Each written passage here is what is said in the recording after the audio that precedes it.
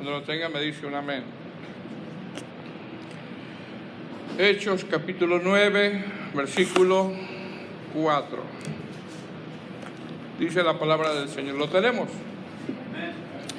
Dice: y cayendo en tierra, oyó una voz que le decía: Saulo, Saulo, ¿por qué me persigues? Él dijo: ¿quién eres, Señor? Y le dijo: yo soy Jesús, a quien tú persigues. Dura cosa te es dar coces contra el aguijón. Él, temblando y temeroso, dijo: Señor, ¿qué quieres que yo haga? Y el Señor le dijo: levántate y entra en la ciudad, y se te dirá lo que debes hacer. Vamos a orar. Padre Santo, Señor, te damos gracias en esta tarde. Una muestra de tu gracia y de tu misericordia es que nos permites estar en este lugar. Venimos aquí con el único propósito de adorarte, de exaltarte, de escuchar tu palabra, y que por medio de ella, Señor, nuestras vidas se vayan santificando y así se vaya cumpliendo el propósito por el cual nos has dejado estos medios de gracia, como la iglesia, tu palabra, Señor, tu Santo Espíritu. Te pido, te ruego, Señor, que me ayudes. Necesito de tu auxilio para poder exponer tu palabra, Señor, para poder exponer estos textos, entendiendo, Señor, que somos simplemente siervos, Señor. Nos debemos de considerar siervos, esclavos, para hablar lo que está escrito nada más. Ayúdame, Señor, te lo pido, te lo ruego en el nombre de Jesús. Amén. Puede sentarse, hermano, puede tomar su asiento. Bueno, hermanos, vamos a hablar sobre la conversión de Saulo, ¿verdad? O la conversión del apóstol Pablo. Bueno, aquí todavía no era apóstol, ¿verdad? Pero para allá iba también, ¿verdad? Creo que ya hace algún tiempo lo habíamos hablado un poquito acerca de la conversión de Saulo, pero no habíamos tocado texto por texto. Entonces, este capítulo 9, vamos a llegar hasta el versículo 19, si el Señor así nos lo permite. Amén.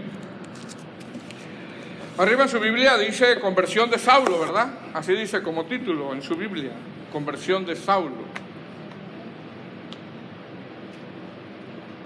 La conversión, hermano, es una de las más maravillosas experiencias que un ser humano pueda recibir. Es una experiencia inexplicable. Es lo mejor que le puede pasar a alguien, recibir la salvación, que venga en su vida la conversión. La conversión, hermano, tiene que ver con la salvación y a la vez viene como producto de un arrepentimiento genuino. Es un arrepentimiento genuino donde después se manifiestan ciertos frutos de ese arrepentimiento.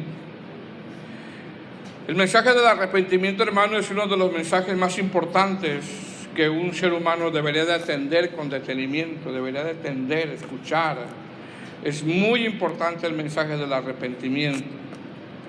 Entendemos que la palabra del Señor nos enseña que el Señor es el que nos salva, donde Él trae arrepentimiento y conversión en la vida de nosotros. Es mérito del Señor nada más.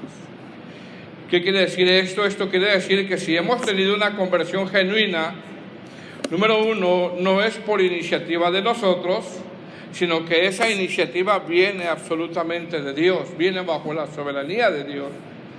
Y número dos, no éramos merecedores de la salvación porque simplemente no éramos buenos y creo que todavía no lo somos, o más bien no lo somos. El único bueno es Dios. Amén. Ahora, ¿cómo nosotros podemos explicar la conversión? Bueno, la conversión es como estar caminando hacia una dirección, y la dirección, hermano, en la que vamos es a la del pecado. Pero hay un momento donde te detienes porque hay un llamado al arrepentimiento. Es decir, vas en esa dirección, supongamos, lado derecho, ¿verdad?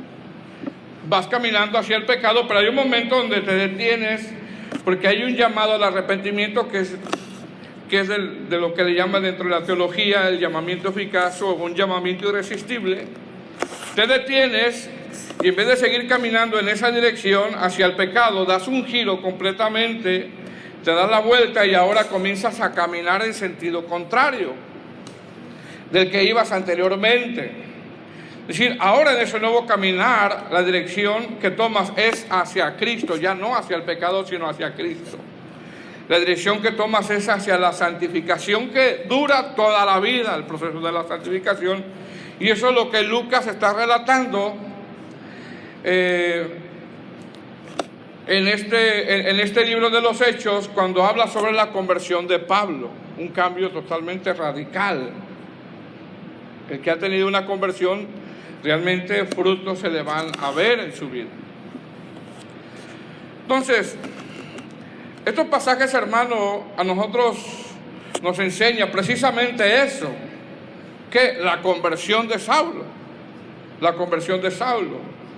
esta conversión, hermano, también la vemos en Hechos capítulo 22, versículo 6, cuando Pablo es arrestado en el templo, y en Hechos capítulo 26, del 12 al 18, cuando Pablo está haciendo una defensa de su inocencia, y donde nos da un poquito más de detalles acerca de su conversión. Realmente Pablo casi no habla mucho acerca de su conversión, porque él entiende que el mensaje principal que él tiene que dar es Cristo. Ese es el mensaje que él tiene que dar. Pero hay momentos donde el Espíritu Santo precisó, por situaciones que él vivió, en que él tuviera que abordar el tema de su conversión. Amén. Y mire cómo comienza, versículo 1 del capítulo 9, hablando precisamente de la conversión de Saulo. Dice: Saulo, respirando una amenaza sin muerte contra los discípulos del Señor, vino al sumo sacerdote. Verso 2. Y le pidió cartas para la sinagoga de Damasco, a fin de que si hallase algunos hombres o mujeres de este camino, los trajese presos a Jerusalén. Ahora, lo primero que nos enseñan estos textos, hermanos, es que después del nacimiento de la iglesia, en el momento donde hay gozo, donde hay crecimiento, donde hay una buena coinonía, la iglesia está creciendo no solamente en números, sino en doctrina. Los primeros congregantes asistían a la oración, tenían comunión unos con otros, asistían al partimiento del pan. En ese momento, hermano, la iglesia comienza a padecer persecución. Empieza a padecer persecución. Vemos en este capítulo 9, versículo 1, ya vemos a Saulo, aparece ya Saulo ahí. Es decir, el texto nos hace referencia quién es Saulo y la condición espiritual en la que él se encontraba. ¿Qué más vemos? En estos textos también vemos, como dije anteriormente, la condición espiritual de Saulo. Es decir, para este capítulo, Saulo ya llevaba algunos meses persiguiendo a la iglesia del Señor, tanto que en Hechos capítulo 8, versículo 1, dice que Saulo consentía la muerte de Esteban.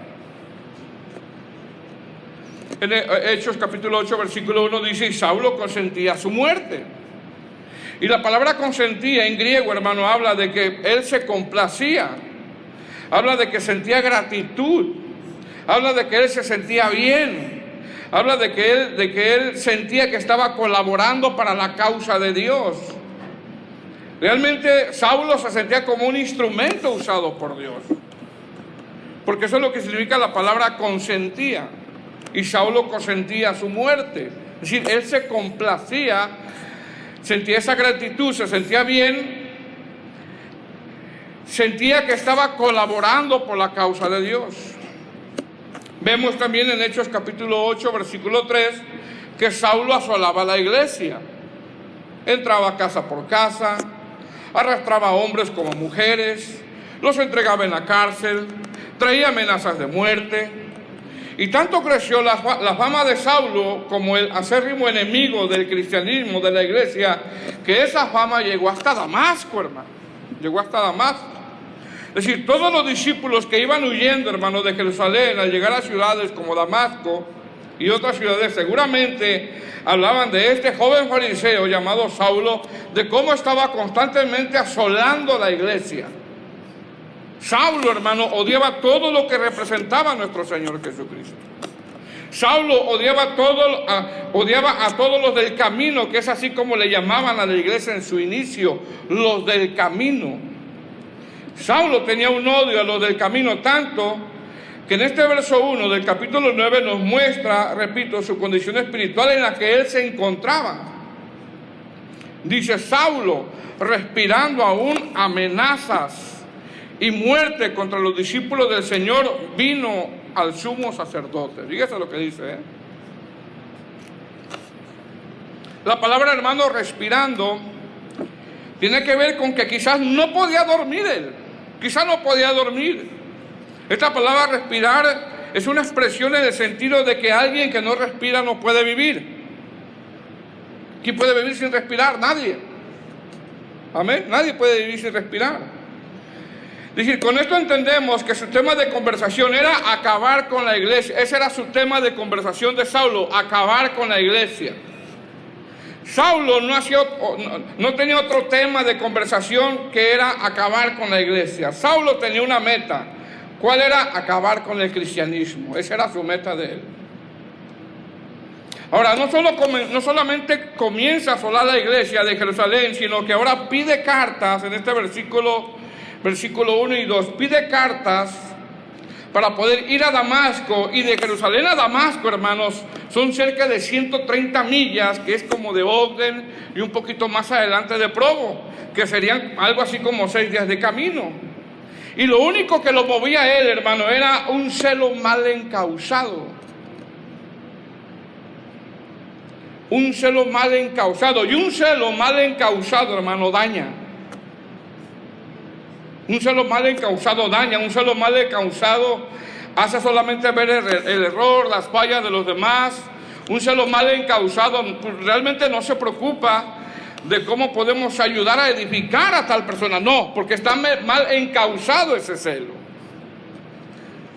Un celo mal encausado es diferente a un celo santo, hermano.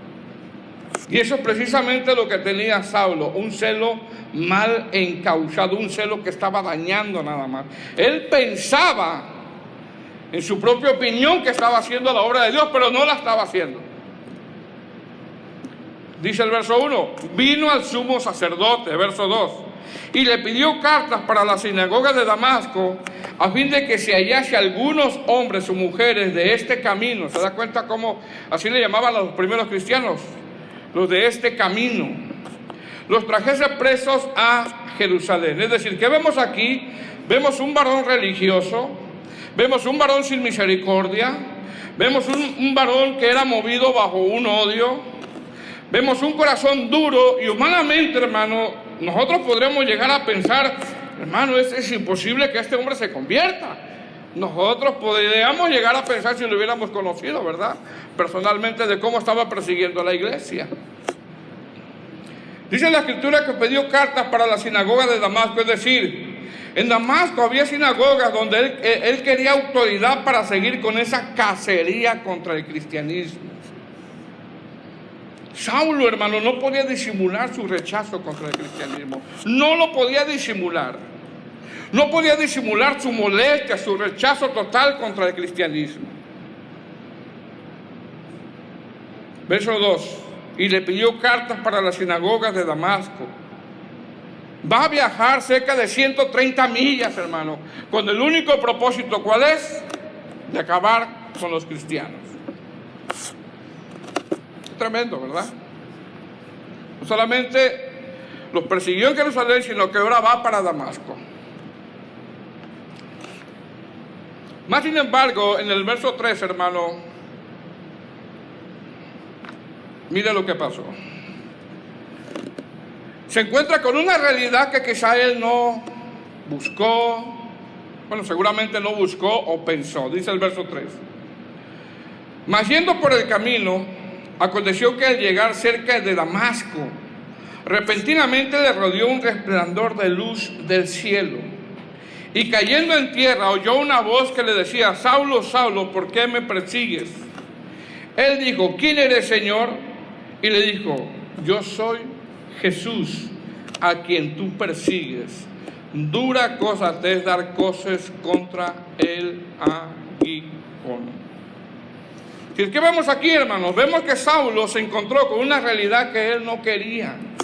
Vemos que Saulo se encontró con algo que él no esperaba, realmente él no esperaba. ¿Con quién se encuentra Saulo?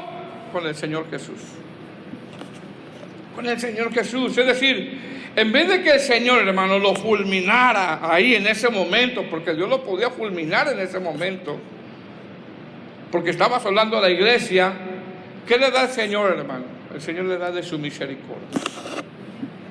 Le da de su misericordia.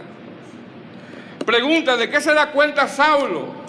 Número uno, Saulo se da cuenta que Jesús, al que crucificaron, no está muerto, está vivo.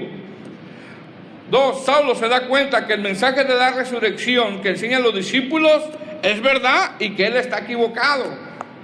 Número 3, Saulo se da cuenta que Jesús es el Mesías y él es el camino. Número 4, Saulo se da cuenta que estaba peleando contra Dios.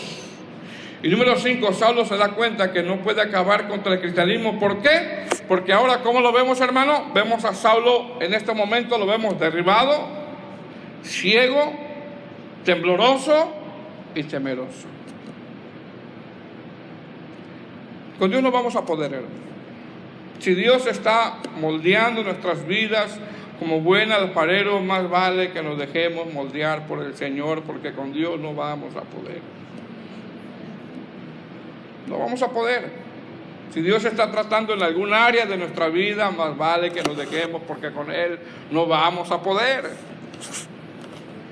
Si Dios está tratando con nuestro carácter, con el orgullo, con cosas que solamente, hermano, uno sabe en las que está fallando, más vale que nos dejemos, porque no vamos a poder. Verso 5. Él dijo: ¿quién eres, Señor? Y le dijo: yo soy Jesús, a quien tú persigues. Dura cosa te es dar coces contra el aguijón. Verso 6. Él, temblando y temeroso. ¿Cómo venía Saulo, hermano? Venía enojado, venía furioso, venía como un león, ¿verdad, hermanos? Pero ¿cómo lo vemos aquí? Él, temblando y temeroso, dijo: Señor, ¿qué quieres que yo haga? Y el Señor le dijo: levántate y entra en la ciudad y se te dirá lo que debes de hacer. ¿Qué pregunta, hermanos? Muy buena pregunta. ¿Qué quieres que yo haga? Amén. Mire cómo ahora está Saulo, hermano, este hombre que estaba respirando aún amenazas de muerte, que asolaba la iglesia, que entraba casa por casa, que se complacía en la muerte de Esteban. Mira cómo lo vemos ahora, lo vemos temblando y temeroso. ¿Por qué? Porque Dios tiene sus medios, hermano. Tiene sus medios. Saulo ahora está temblando y temeroso y ahora va a esperar a que le digan qué tiene que hacer. Ahora va a esperar. Aquel varón aguerrido, aquel varón que decía que iba a acabar con el cristianismo. ¿Cómo está, hermanos? Está temblando y temeroso. Aquel varón con un celo mal encausado, aquel varón con un corazón duro, ¿cómo está? Temblando y temeroso. ¿Qué vemos aquí? Vemos que Saulo, hermano, venía con un propósito. Vemos que Saulo venía con deseo de acabar con el cristianismo, pero ¿qué pasó? Lo vemos derribado, lo vemos ciego, lo vemos humillado, lo vemos temblando, lo vemos temeroso. Saulo, como dicen algunos comentaristas, venía como un león y terminó como una oveja. Saulo venía con el fin de llevarse a los cristianos presos y ahora él necesita que lo ayuden y que lo lleven de la mano. Saulo venía con el fin de hacer lo que él quiere, pero ahora el Señor le dice: entra a Damasco, entra a esa ciudad y se te dirá qué tienes que hacer. Es decir, ahora con esto el Señor le está diciendo: no vas a hacer nada de lo que querías hacer hasta que yo te diga. ¿Qué es esto, hermano? Esto es que el cristiano no hace lo que él quiere. Si hay de verdad una verdadera conversión genuina, el cristiano no hace lo que él quiere. Hermano, el Saulo que salió de Jerusalén ya no es el mismo que entró a Damasco, ya no es el mismo. Y es otro. Es diferente ya. Dice el verso 6. Y temblando y temeroso dijo: Señor, ¿qué quieres que yo haga? Y el Señor le dijo: levántate y entra en la ciudad y se te dirá lo que debes de hacer. Si, ¿qué es esto, hermano? Esto es, ahora vas a esperar. Tú venías con un propósito, pero ahora vas a tener que esperar. Verso 7. Dice: y los hombres que iban con Saulo se pararon atónitos, oyendo la verdad la voz, mas sin ver a nadie. Entonces Saulo se levantó de tierra y abriendo los ojos, no veía a nadie, así que llevándole por la mano le metieron en Damasco, donde estuvo 3 días sin ver y no comió ni bebió, dice.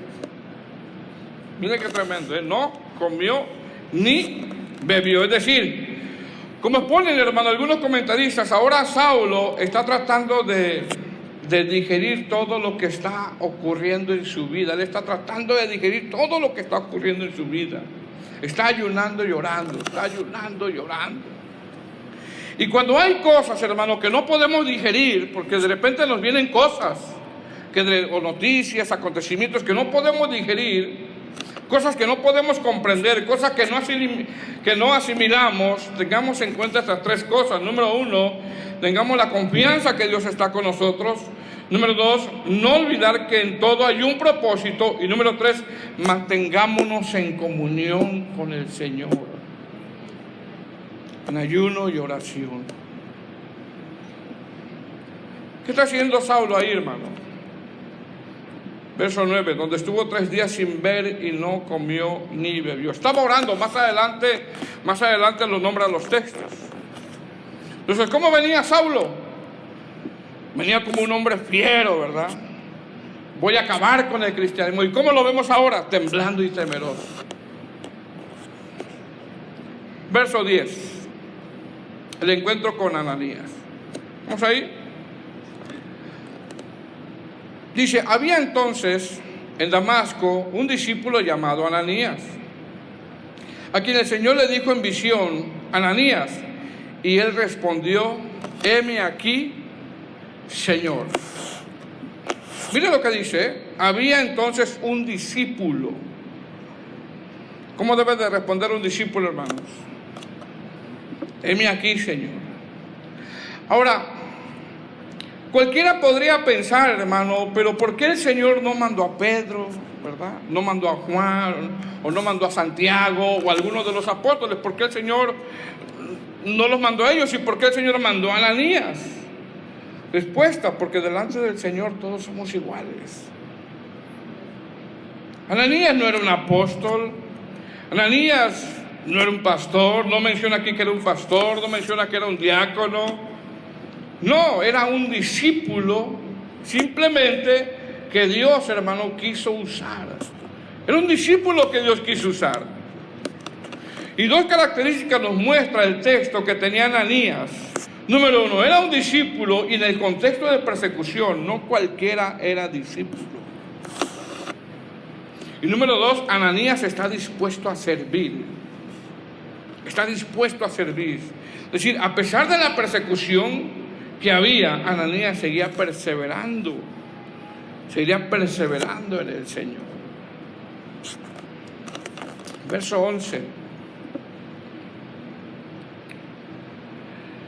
Dice: y el Señor le dijo: levántate y ve a la calle que se llama Derecha, y busca en casa de Judas uno llamado Saulo de Tarso, porque he aquí él, ¿qué, hermanos? Ora, está orando, está orando Saulo. Verso 12: ya he visto en visión a un varón llamado Ananías que entra y le pone las manos encima para que recobre la vista. Fíjese, Ahora, ¿qué vemos aquí, hermano? Para los que andan nada más tras visiones, ¿verdad? Tras visiones y visiones y visiones. Vemos que Ananías recibe el nombre de la calle. Fíjese bien, recibe el nombre de la calle, calle Derecha. claramente. Vemos de quién es la casa donde está Saulo, de Judas. Vemos el nombre específico de quién iba a haber, Saulo de Tarso. Vemos que el Señor le dice a Ananías que Saulo está ciego. Y vemos que el Señor le dice a Ananías que está orando. Es decir, ¿vemos aquí a Ananías adivinando, hermanos? No. No. Nada de que, él dice el Señor que hay alguien por acá que le duele la espalda. Y las hermanas se agarran la espalda, ¿no? O dice el Señor que por aquí hay alguien que vino de México. Yo soy yo. O dice el Señor que aquí hay alguien que tiene sueño, a 2 que 3 por ahí. No está adivinando. Específicamente, hermano, le dice el Señor todos esos datos. ¿Qué más le dice el Señor? Que ha visto en visión a uno llamado Ananías. Le da el nombre también a Saulo. Y que entra, y lo que va a hacer, y que entra, y que le pone las manos encima para que recobre la vista. Verso 12. Dice, y ha visto en visión a un varón llamado Ananías. Fíjese con qué seguridad, que entra y le pone las manos encima. ¿Para qué? Recobre la vista. Yo sé, hermanos, que muchos de nosotros ya salimos de esos predicadores, ¿verdad? Al menos pienso yo eso, que se la pasan adivinando nada más. Amén. Dice el verso 12, ya he visto en visión un varón llamado Ananías que entra y le pone las manos encima para que recobre la vista. Es decir, el Señor en esa visión que le da a Ananías, específicamente le dice lo que tiene que hacer. Todo con lujo de detalle, todo con lujo de detalle. Verso 13, objeción de Ananías. Entonces Ananías respondió, oh Señor, he oído de muchos, fíjese que no era 1 ni 2, ni 3, muchos. He oído de muchos acerca de este hombre, cuántos males ha hecho a tu santo fe en Jerusalén. Y aún aquí tiene autoridad de los principales sacerdotes para prender a todos los que invocan tu nombre. Es decir, como ponen algunos comentaristas, hermanos, las objeciones de Ananías estaban bien fundamentadas, ya que Saulo tenía muy mala fama y a nadie le pasaba por la mente que Dios pusiera su mirada en Saulo para usarlo como un instrumento. A nadie, hermano. A nadie. Quizá tú de repente piensas en alguien, no, pues ¿cuándo el Señor lo va a usar a este? A este contestón, a este que se porta mal. En tu mente, ¿cuándo, hermano? Nosotros humanamente podremos llegar a pensar, Bueno, Ananías no estaba muy lejos de eso, porque Ananías empezó a tener unas objeciones, repito, como exponen algunos eruditos, que estaban bien fundamentadas, ya que Saulo tenía muy mala fama. Muy mala fama, y nadie se le pasaba por la mente que Dios pusiera su mirada en Saulo para usarlo como un instrumento. Ya vimos todo lo que hizo, ¿verdad? Un poquito. Sin embargo, ¿qué le dijo el Señor? Verso 15. El Señor le dijo, ve. El Señor a veces no se pone a discutir con nosotros, ¿verdad? Nada más dice, tú obedece y ya. Señor, pero no, tú obedece. Simplemente obedece. No te estoy pidiendo opinión.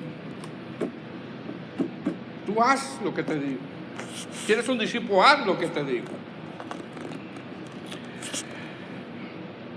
Verso 15. El Señor le dijo, ve porque instrumento escogido me es este. Fíjese la cara de Ananías, como ha de haber sido, ¿verdad? El Señor ha hecho muchos males, a muchos. Pero ¿qué está diciendo el Señor? Ve, porque yo lo escogí. Va a ser un instrumento en mis manos.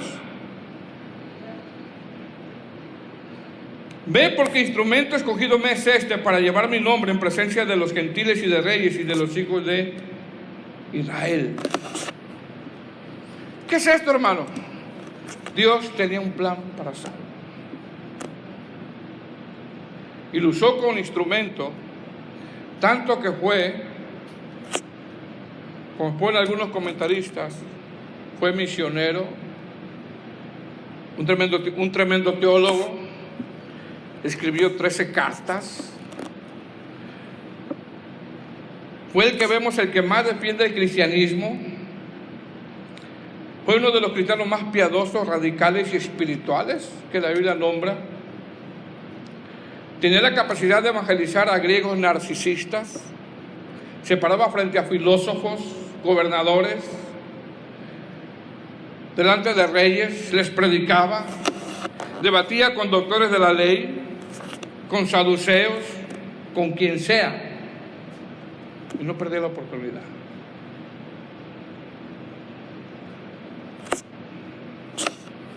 Qué instrumento, ¿verdad?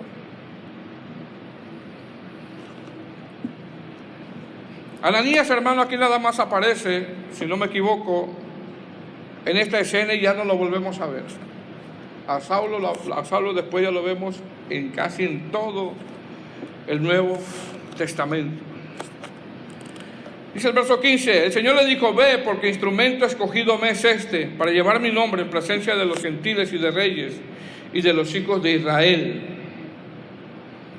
Verso 16, porque yo le mostraré cuánto le es necesario padecer por mi nombre. Si a pesar, hermano, de todos los dones que él tenía, de todas las capacidades que él tenía por la gracia de Dios, su ministerio siempre estuvo marcado por sufrimientos constantes, por adversidades, peligros, y a pesar de eso, uno de los hombres más espirituales que la Biblia nombra, uno de los más espirituales. Pablo en sus cartas da una lista de sufrimientos. Amén. Ahora, hermanos, ¿qué entendió Ananías? Ananías quizá le pareció poco comprensible, porque a veces así nos pasa, ¿verdad? De repente poco comprensibles. Ananías quizá le pareció poco comprensible lo que el Señor iba a hacer con Saulo, pero el Señor había decidido que Saulo fuera un instrumento. Él había decidido. El Señor había decidido. Pregunta, ¿usted conciliaría, hermano, a Saulo antes de su conversión tener con Ananías coinonía? ¿Conciliaría eso? No. Tomar pan y café. Ananías y Saulo tomando pan y café. Saulo antes de su conversión. Jamás. Repito, ¿por qué? Porque la meta de Saulo era acabar con el cristianismo. Sin embargo, Dios decidió usarlo como un instrumento. Así de que no perdamos las esperanzas, hermano. Si hay alguien que tú piensas, ¿cuándo el Señor lo va a llamar? Bueno, sigue orando, no pierdas las esperanzas. Amén.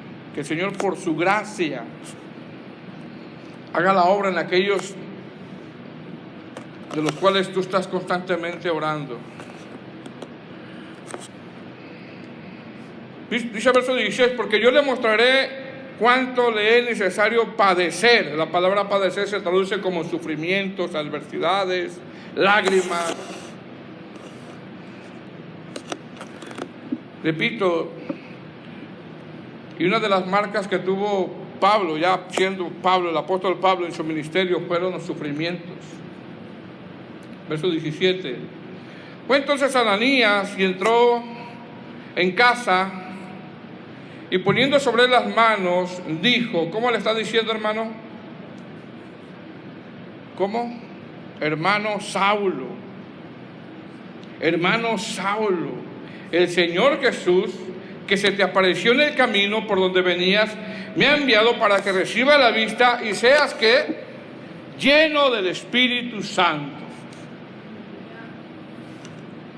Amén. ¿Cómo le dice Ananías a Saulo? Hermano, hermano. Es decir, lo abraza en la fe, lo perdona. ¿Cómo era Saulo, hermano? Era alguien con mucho rencor, alguien con un deseo de acabar con el cristianismo. ¿Cómo está ahora? Ahora está lleno del Espíritu Santo. ¿Qué son ahora? Hermanos en Cristo, hermanos, tenían una unidad ya. Amén.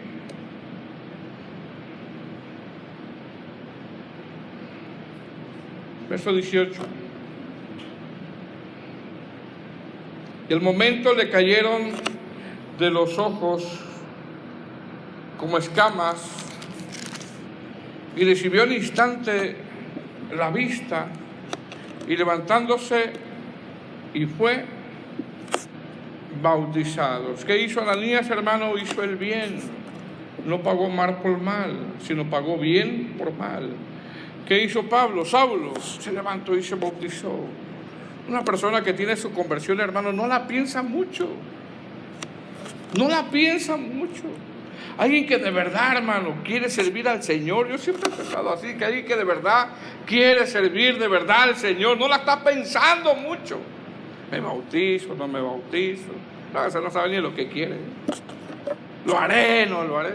No sabe ni cómo se llama todavía. Amén. Rápidamente se levantó y fue bautizado. Verso 19, y habiendo tomado alimento, recobró fuerzas, y estuvo Saulo por algunos días con los discípulos que estaban en Damasco. Es decir, hermano, la iglesia de Damasco, ¿qué hizo la iglesia de Damasco? Lo recibió, lo abrazó. Quizá Pablo, hermano, se sentía indigno con justa razón, ¿verdad? Porque eran hermanos que habían oído de la persecución. Quizá de repente miró una hermana, ¿no?, que la sacó de los cabellos, y de repente la miró ahí en la misma congregación. Imagínate, hermano. Ay, aquí está el hermano. Yo estoy nada más suponiendo, ¿no?